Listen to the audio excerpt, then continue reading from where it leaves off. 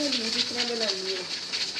अच्छा मैं गोश्त को शिफ्ट लगा दी थी, गोश्त पकड़ने से रख दिता है। मैं बीफ का गोश्त देता है। अच्छा देखो दाल उबलने उसके रख दी है, तकरीबन दाल सारिया उबल गई हैं। बस हूँ मैं इनू ग्राइंड कराँगी दालों तो फिर अदरों गोश्त खोलांगी। ਇੱਥੇ ਦਾਲਾਂ ਹੋ ਗਈਆਂ ਨੇ, ਸਾਰੀਆਂ ਦਾਲਾਂ ਗਲ ਗਈਆਂ ਨੇ ਤੇ ਇਹਨੂੰ ਮੈਂ ਹੈਂਡ ਬੀਟਰ ਦੇ ਨਾਲ ਨਾ ਦਾਲਾਂ ਨੂੰ ਸਾਰਿਆਂ ਨੂੰ ਨਾ ਮਿਕਸ ਕਰ ਲਾਂਗੀ।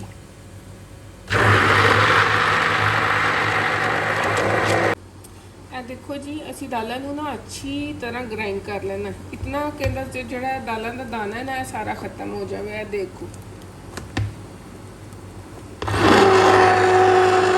ਇਹ ਸਾਡਾ ਗੋਸ਼ਤ ਵੀ ਗਲ ਗਿਆ ਜੀ। ਬਸ ਹੁਣ ਅਸੀਂ ਇਹਨੂੰ ਕੱਢਾਂਗੇ ਤੇ ਇਹਨੂੰ ਅਸੀਂ ਕਰਾਂਗੇ ਰੇਸ਼ਾ ਰੇਸ਼ਾ।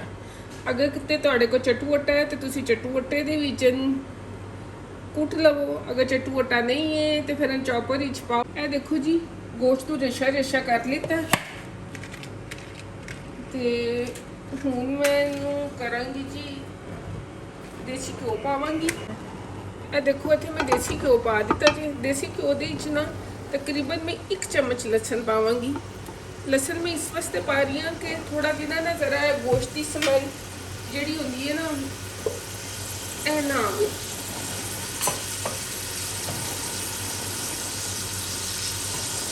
ਇਹ ਦੇਖੋ ਗੋਸ਼ਤ ਇਸ ਤਰ੍ਹਾਂ ਰੇਸ਼ਾ ਰੇਸ਼ਾ ਹੋਵੇ। ਫਿਰ ਇਹਨੂੰ ਇਹਦੇ ਵਿੱਚ ਪਾ ਕੇ ਤੇ ਜ਼ਰਾ ਅੱਛੀ ਤਰ੍ਹਾਂ ਭੁੰਨ ਲਾਂਗੇ।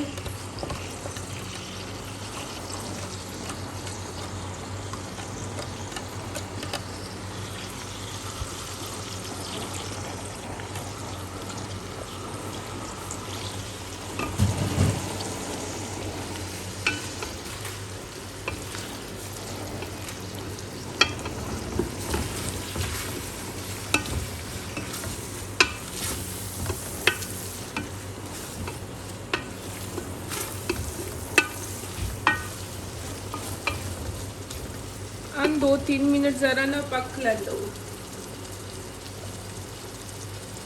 ਇਹਦੇ ਵਿੱਚ ਨਾ ਤੁਸੀਂ अपने मसाले भी पा सकते हो, लेकिन जो तो अंदर थोड़ा ज़रा छेती होवे ना तो फिर तुसी ना ये शानदार मसाला इस्तेमाल कर सकते हो। जिस तरह कि अज मैं ज़रा थोड़ी छेती है तो मैं देखो जी शानदार मसाला इस्तेमाल कर रही हूँ। बस शानदार मसाला पा के इनू अच्छी तरह हिला दो।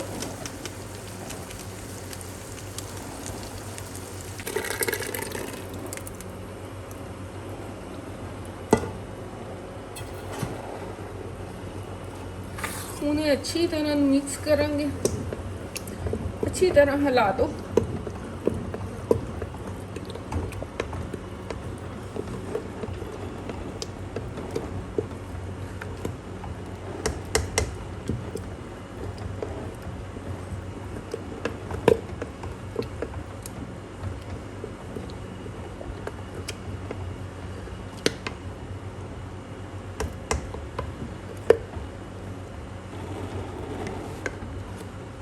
देखो जी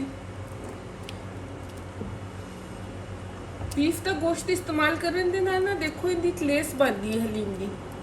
चिकन के गोश्त के नाल ना ए लेस नहीं बनती। ए देखो जी ए साड़ी फाइनल हलीम की शक्ल आ गई जी। ए देखो सान सारे ना ज़्यादातर ना बीफ का हलीम पसंद है। जो मज़ा बीफ के हलीम के है ना वो चिकन के हलीम के नहीं है। अच्छा वो भी लगता लेकिन बीफ का हलीम ज़्यादा अच्छा लगता।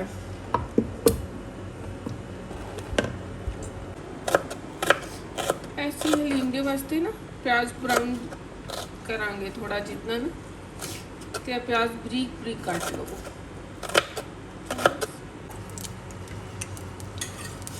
देखो जी इतने असी तेल रख दिता गर्म होने वास्ते तो इहदे ना असी प्याज पावांगे। प्याज नूं ना लाइट ब्राउन करना, डार्क ब्राउन नहीं करांगे।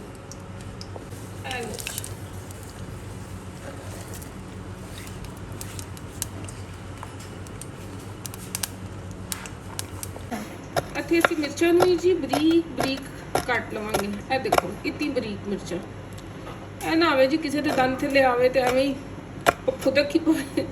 इस बरीक बरीक मिर्चां कटना। ਇਹ ਦੇਖੋ ਜੀ ਪਿਆਜ਼ ਸਾਡਾ ਹੋ ਗਿਆ ਸੀ ਜੀ ਬਰਾਊਨ, ਇਹ ਲਾਈਟ ਬਰਾਊਨ ਦੇਖ ਲਓ।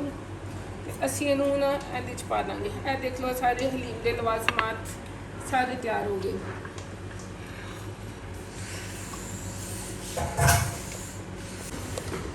ਇਹ ਦੇਖੋ ਜੀ ਸਾਡਾ ਹਲੀਮ ਹੋ ਗਿਆ ਤਿਆਰ। ਇਹਦੇ ਨਾਲ ਮੈਂ ਤੁਹਾਨੂੰ ਇੱਕ ਛੋਟੀ ਜੀ ਗੱਲ ਕਹਿਣਾ ਚਾਹਾਂਗੀ ਆਪਣੇ ਸਾਰੇ ਭੈਣ ਤੇ ਭਰਾਵਾਂ ਨੂੰ। ਦੇਖੋ ਜੀ ਅਲਹਮਦੁਲਿਲਾ ਜਿਹੜੀ ਹਾਂਡੀ ਹੈ ਉਹ ਰੋਜ਼ ਤੁਹਾਡੇ ਕਿਚਨ ਦੇ ਵਿੱਚ ਬਣਦੀ ਹੈ, ਸ਼ੁਕਰ ਹੈ ਪਰਵਰਦਗਾਰ ਦਾ। ਤੇ ਤੁਸੀਂ ਸਭ ਤੋਂ ਪਹਿਲੇ ਜਦੋਂ ਖਾਣਾ ਪਕਾ ਲੈਂਦੇ ਹੋ ਨਾ, ਤੇ ਇੱਕ ਜਿਹੜਾ ਪਾਰਸਲ ਹੈ ਨਾ ਉਹ ਜ਼ਰੂਰ ਤੁਸੀਂ ਅੱਲਾਹ ਪਾਕ ਦੇ ਨਾਮ ਦਾ ਕੱਢਣਾ। ਤੁਸੀਂ ਰੋਜ਼ ਅੱਲਾਹ ਦੇ ਨਾਮ ਦੀ ਰੋਟੀ ਕੱਢੋ ਤੇ ਫਿਰ ਦੇਖਣਾ ਅੱਲਾਹ ਤਾਲਾ ਕਿੰਨੀ ਬਰਕਤ ਪਾਉਂਦੇ ਨੇ।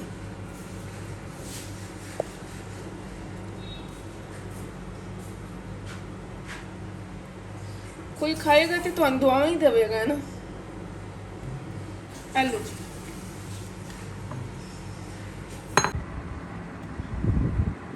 ਵਸਦਾ ਰਵੇ ਪੰਜਾਬ, ਸਦਾ ਵਸਦਾ ਰਵੇ ਪੰਜਾਬ।